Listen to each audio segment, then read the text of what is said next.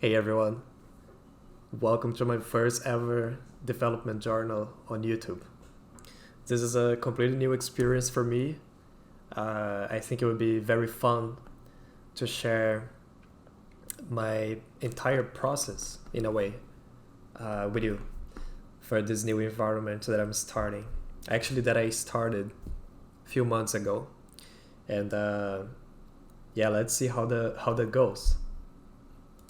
So the main reason I started this new environment was to record a tutorial. Um, I'm very happy to see the results of my previous tutorials. I saw so many people that got new jobs or they improved their careers thanks to my tutorial, and I think it's about time to make a new one. And these tutorials are always a lot of work. I cannot stress this like enough. The first one I made, the office tutorial, um, was a huge success. Uh, but at the same time, it was very, very, very challenging thing to make. I feel like I burned out a little when I was working it, and it's like almost 4 years since I finally feel like I'm ready to make a new tutorial because it's a lot of work. It's an insane amount of work. But I've been wanting to make this for such a long time. Um, so yeah, without further ado, let me just go into my idea for this new environment. So for this new tutorial, I've been taking a different approach than the one I took for the office tutorial. So the office tutorial, my idea was to just record my process, and I didn't have an idea when I started. I wanted to show you that you can create stuff as you go. You know, it's a form of letting your imagination flow as you go and just seeing what happens, what comes up with. But for this one, I actually have a very structured approach because I have a very clear idea. I spent a lot of time already developing this environment in my head. So it's very clear what I'm going to build. It's very easy for me to see what kind of assets I'm going to need. Um, I already did a lot of work before doing any physical work. And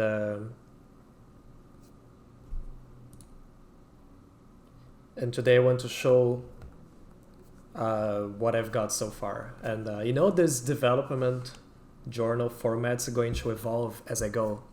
It's completely new to me. Let's see what happens. So for this tutorial, my main objectives is to teach you how I approach my environment art creation process. Um, Throughout all these years, I had to face so many different challenges. I had to work on many different environments with different people and different kinds of projects and studios. So I kind of developed this process that I follow roughly for every new environment I make. And I think it's a very powerful process. I'm really excited to teach this to other people. And I've been teaching this on my mentorship too, and it's been very positive. I see people finding a lot of value in it. And I want to teach you all kinds of techniques and foundational knowledge, stuff like composition, lighting, how to make a texture look good, like all this stuff that you really have to learn from someone else. A lot of times you can click and have an insight, but a lot of times these things you learn from someone else, the same way that I learned from others that came before me. Like so many talented people always taught me their own techniques. So I want to share some of that too. And I also want to make a tutorial that's enjoyable, and it's enjoyable to watch. It's straight to the point. I've been watching a lot of tutorials, and there's some things that I noticed that I didn't enjoy too much. For example, some tutorials are very long, but they teach you just a small thing. So I want this tutorial to be more condensed, but I want you to get a lot of knowledge and wisdom every second. So I'll try to be very straight to the point and very structured, so to also optimize your time too, you know, so you can get the most amount of information in the least amount of time possible. And at the same time, I also have my personal objectives with this environment. It's been a long time since I've made a big project at home, so I'm super excited about that. I'm super excited to try new stuff and create something that's memorable, you know, that doesn't look like other things that are out there. And there's going to be a lot of exploration that I'm going to do, like new tools. For example, this is going to be the first time I use Substance Designer like fully on a project. You know, I've been using it on and off, and I'm very curious to see how that's going to work out, because I have my reservations with a Substance Designer. But it's just so many people keep asking me like, hey, can you do Substance? Can you use Substance? Can you use Substance? And you know, I'm going to use that as a challenge and see how I can use the tool to get the best result possible. But for me, a tool is just a tool. The result is what matters. And if you feel comfortable using Substance or Quixel or whatever, it doesn't matter, because these techniques, they can be used for, they are universal techniques, if we can put it that way. And I really want to create this space that's interesting to explore, and you know, that I can expand later. I really have this idea of VR. You know, I want to see how this is gonna look like in VR. I want to walk around, and I want it to be more than just a tutorial. So I'm gonna be sharing my journey with you too on these YouTube journals. So my main idea for this tutorial is it's going to be like a quiet and cozy village by the sea in Portugal or Spain. So I have these references here. I love how simple this architecture is, and how much of the work is coming from the lighting and the materials. And I love the set dressing. I love how the buildings are simple. And then you have these color pops with the plants and the props, and yeah, I had a blast making research for this. Like, I watched a bunch of videos about this area, I have lots of pictures, and yeah, the vibe of the environment is very clear in my head. The art style for this will be, I think, like stylized realism. So what that means is, it's not trying to be photoreal, but at the same time, it's not like a cartoony. I really wanted to make it look believable, but have some artistic sensibility to add my own vision to the project, my own artistic vision. So as an example, I got a Dishonored. That's a game that has an amazing art direction, very inspiring to look at, like beautiful textures. So I'm kind of starting from there. Okay, so what have I got so far? I spent a lot of time, in fact, the past 4 or 5 months, developing this idea in my head. So I did a lot of research, I did a lot of visualization, which is just, you know, like being with my thoughts, maybe like sometimes in a dark shower, sometimes when I'm outside going for a walk. And I've been developing this environment slowly in my head. So it's very clear what I'm going to build next. And I prepared this slide here for the tutorial, which I'm going to just go over quick, just so you can get a good idea of where I'm going with this. So So okay, the objective with this phase, this is about the concept phase I call, which is about visualizing and trying to predict problems that you might run into, and fix them before they even become a problem. So as I said, I was doing a lot of research, and identifying the themes that I want to hit with this environment. And for me, like here are some of the major themes that I have for this, which is the coastal view. I want to have a bakery, a church, a cafe, some residential buildings, plants, and a tunnel. I want the player to start in a tunnel, and then he goes up to the outside. So I kind of have this path in mind, and this is the vibe. Like, these are some of the keywords that I'm going for, so it's a warm place, it's very friendly, happy, very romantic.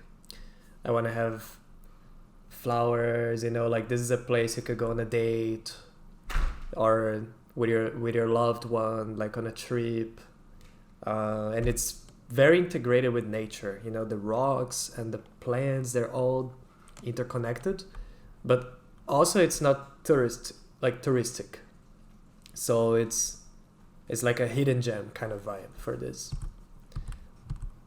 And here's the sketch that I created. And as you can see, like, you start in the tunnel and you go up the street, and to your left you're gonna have the ocean, and from here you make a right, and this is the main street, and then you end at this church at the end. And it's very helpful to make this kind of rough sketches, like this one was made in a small post-it, doesn't matter. But I really recommend you to, if you want to make more impressive or more consistent environments, to take some time to develop the idea first. Like, don't just jump into the scene. Of course you can always do that, but it really helps to think about these things, like try to come up with something new.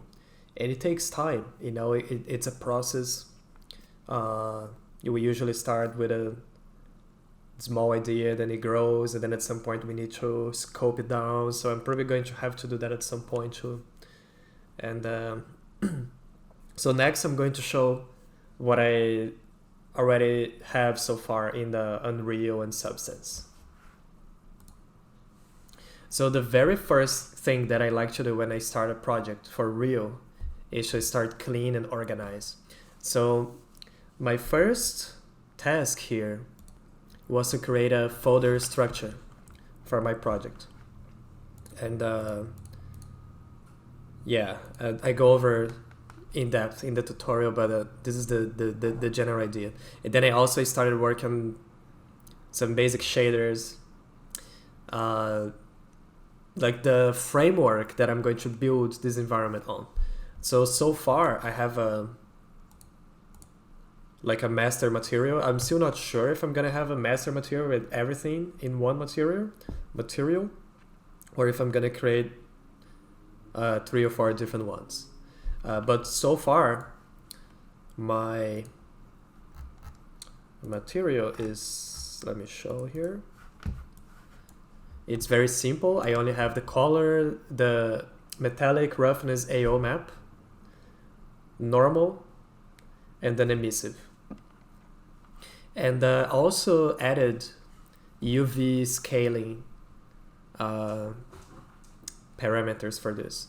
I really like to work with modular pieces, and I like to scale the UVs with them. So here's an example. I just made this simple wall and a floor, and the UVs scale as I scaled it here. So this is a very powerful see, my cats are going crazy now. And this is a very powerful way to build stuff, because this is a very simple piece, it's just a box, a rectangle. but they could be all sorts of organic shapes. Like I could totally break up the edge. I'm going to show this later on. And yeah, I also got the floor here. So right now this is just a toggle on my material that I can turn on and off if I want to have this effect.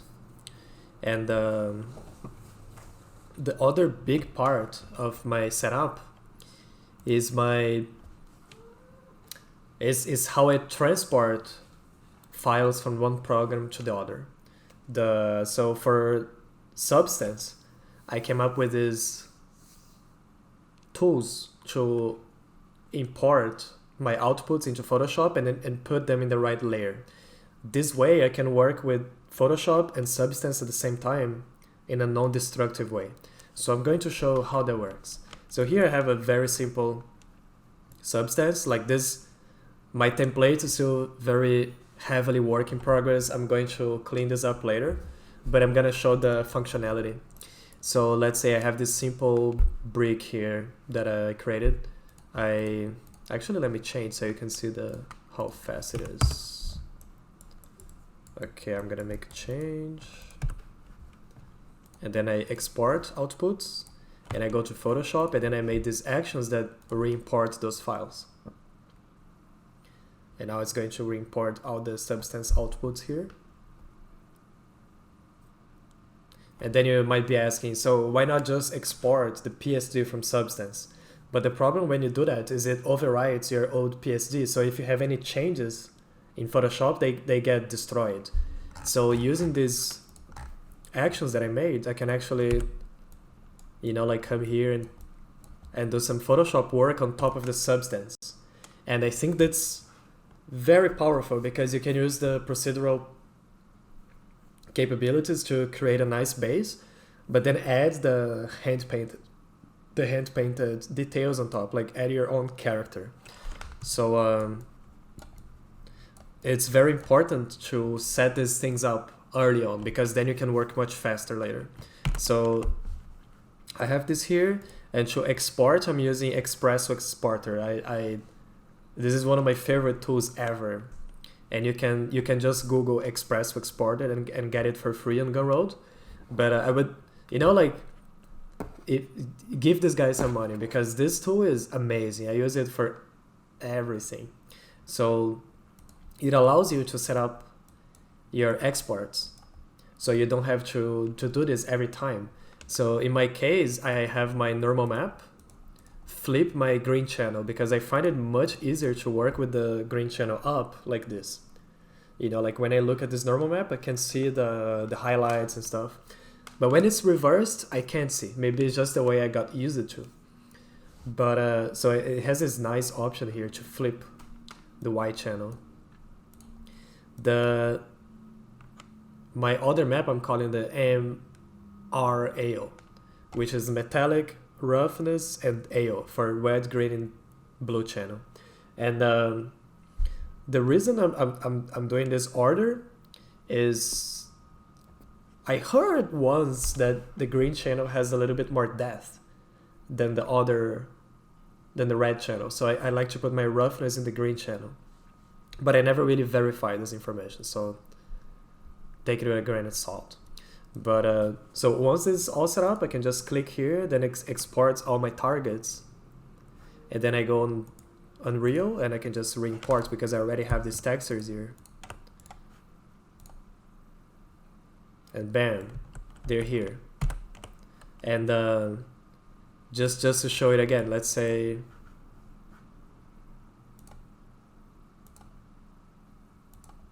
crazy wall, export, import,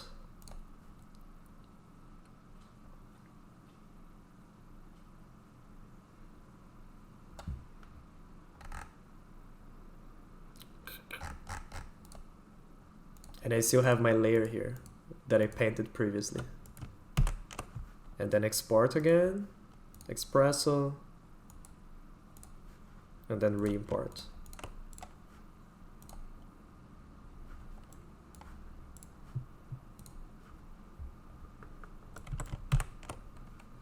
So yeah, this is a very powerful way to build things because I can quickly just build stuff in the editor. It doesn't mean that I'm going to build the whole map like this, but I can use this to make floors and walls and all kinds of places. So that wraps it up for this first devlog. And for now, I put up a pre-order for this tutorial on Gumroad, and you can lock down the lowest price ever if you pre-order now. So all you have to do is to go to gumroad.com/Thiago Klafke, and you can pre-order this for this very low price. The final price is going to be much higher than this, but I want to give this huge discount for the early birds and for the people who support me, the people who are watching this, and give some of it back. And the cool thing about the pre-order is you're only charged when the tutorial comes out. So yeah, I hope to see you again on the next time, and keep creating cool stuff.